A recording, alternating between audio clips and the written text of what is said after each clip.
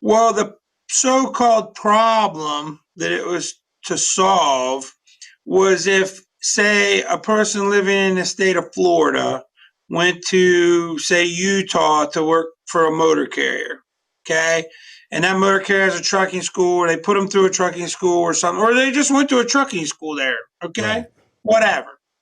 And that they could train and all these things, and they could get their CDL in that state, even though they weren't a resident. So that would be a non-domicile CDL.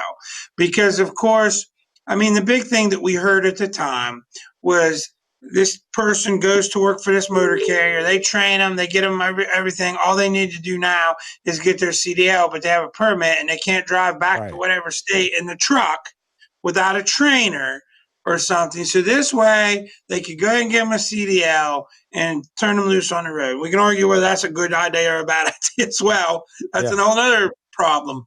But with that being said, that's what they were trying to fix.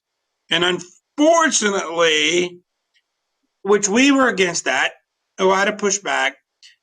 But what we didn't realize, I think the people who wanted this to happen, which was ATA and others who wanted this, I don't think anybody realized that we were opening the floodgates to not only allow people from other states, but Other other countries. countries Right. come here and get CDLs.